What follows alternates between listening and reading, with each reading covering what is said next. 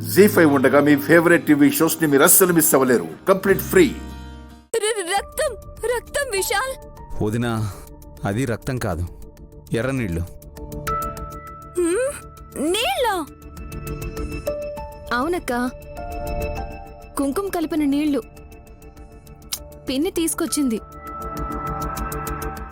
నాకీ మధ్య పీడకలు ఎక్కువ వస్తున్నాయని చెప్తే ఇలా దిష్టి తీస్తాననింది పిన్ని.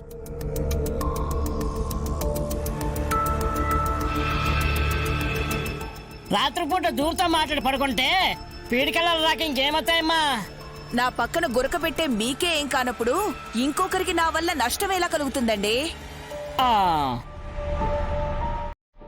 అది సరే పిన్ని, ఎందుకో నా చేతికి నెత్తురంటేలా ఉంది అనిపిస్తుంది.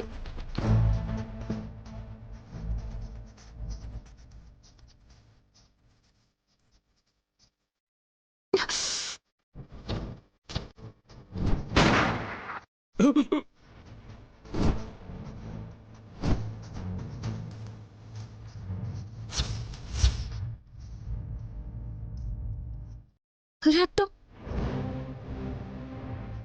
నిజంగా రక్తం కళ్ళకు చూస్తున్నాను.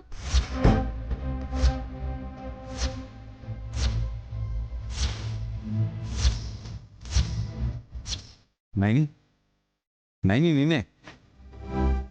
వదినలిద్దరికి ఏమైంది బ్రో ఈరోజు? వెళ్ళాలి, జీవం అన్నకు వచ్చే ఆపదని అడ్డుకోవాలి. లేదంటే లేదంటే లేదంటే రక్తపు మడుగులో పడిపోతాడు.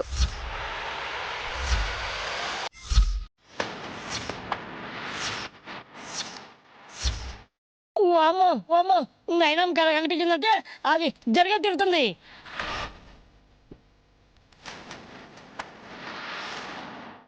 ఆ జీవాన్ని కాపాడాలని వెళ్ళే నువ్వు నీ మొదటి బిడ్డ గాయత్రి గురించి అడిగి తెలుసుకోక. ప్రాణగండం ఎదురైనప్పుడు మన స్వార్థం చూసుకుంటే ఎలా చెల్లి? అలా అనుకుంటే ఏమీ చేయలేము.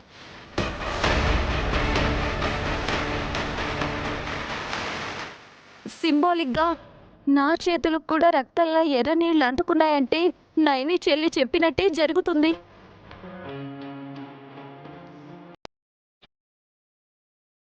ఇప్పుడు ఏం చేయాలనుకుంటున్నారు? వెళ్తాం. పిన్ని గానవి పడుకునుంది.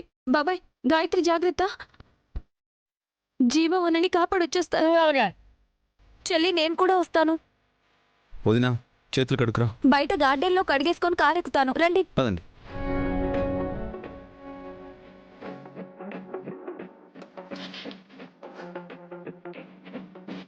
తన వాళ్ళు కాకపోయినా సరే, శత్రువులైనా సరే, నైనమ్మ వాళ్ళని కాపాడాలని చూస్తుందంటే తను ఎంత గొప్ప వ్యక్తి అర్థం చేసుకోవాలి.